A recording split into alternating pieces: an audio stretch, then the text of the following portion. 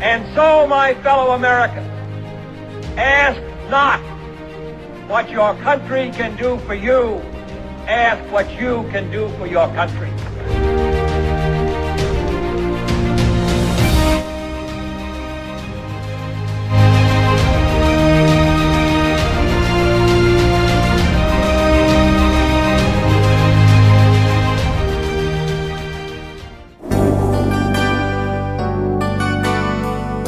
I went to the State University of New York at Buffalo.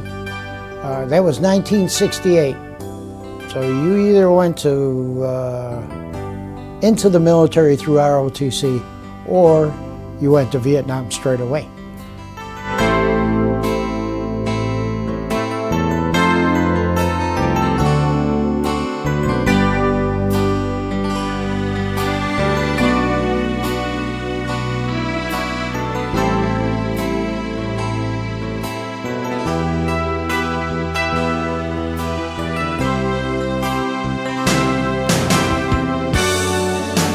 I did a training program at Robbins for myself, and eventually I actually trained Vietnamese officers.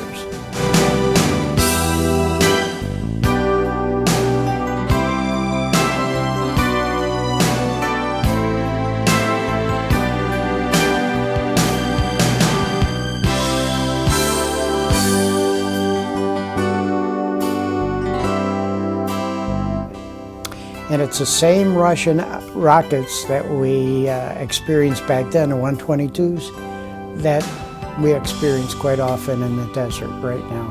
So,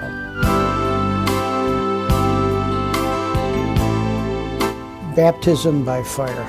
It was, you mature awfully fast in that given situation, which a lot of us did in Vietnam. Very hostile, changes you overnight, you become mature overnight.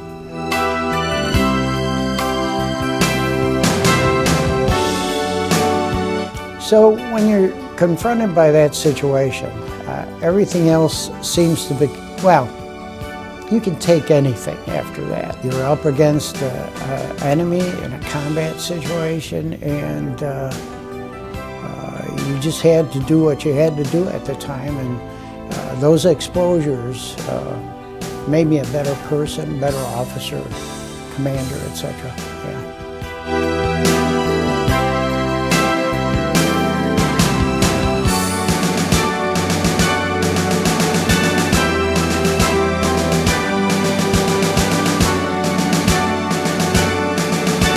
We had Stephanie, our daughter, and she grew up initially at the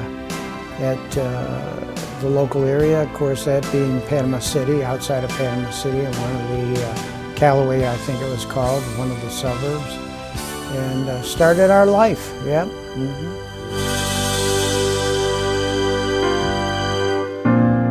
So I was glad not to get fired for 4 years. That was a long time for a young captain. Then I went to Mildenhall. I had a lot of responsibilities there. I wasn't squadron commander, but I took care of passenger function, fleet service, other kind of things at the airport.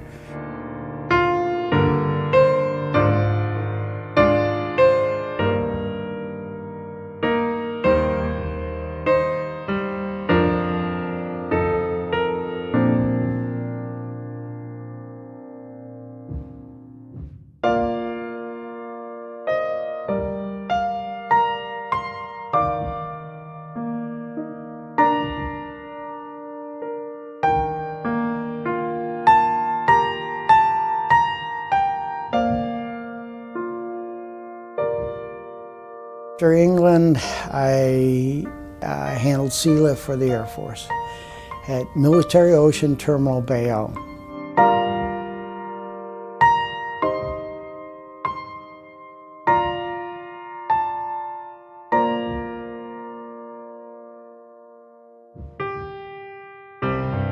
But the honor was that it was the first achievement medal in the Air Force. They sent out an SES from the headquarters to give it to me. So it was an honor. So I was here for a few years as a transportation officer down at the 2750th, which became the 645th, which became the 88th.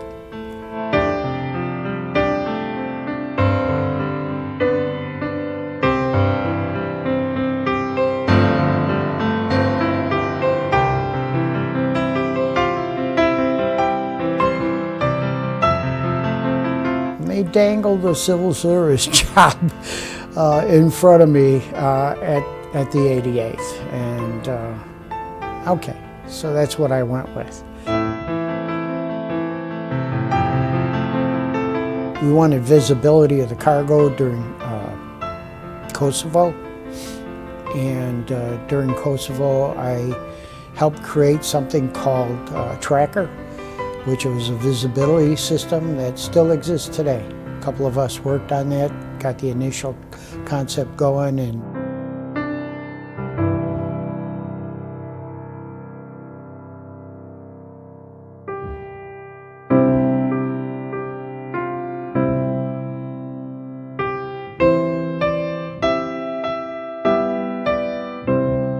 I do have to mention that I was very honored when General Politowski gave me a 4-star coin. And what that's about is something else that I'm a little proud of too. Although it takes a lot of people to do it. And basically every year for the past few years I've had roughly 65, 70 people helping me. And that's Toys for Tots. I've done that on the installation for 23 years. And she gave me a coin last year because basically we went over 100,000 toys.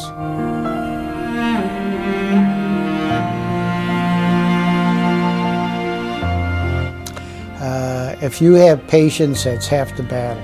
And going through a lot of the stress, complications of military life and civil service as well, you have to be patient. Otherwise, you're not going to get there.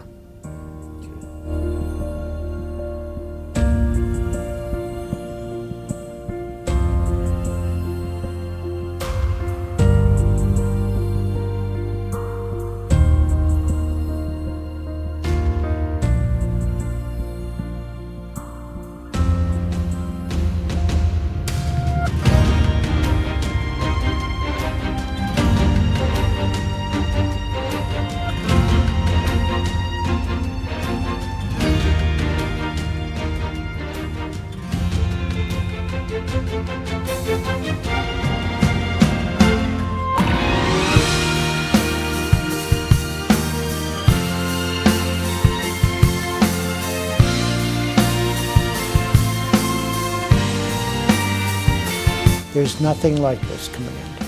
And this command is very productive and fulfills the mission that needs to be done to defend this country. When you go out, you look back. Did you make a difference? When I get out this next retirement, I hope I can say that to myself, and I think I can.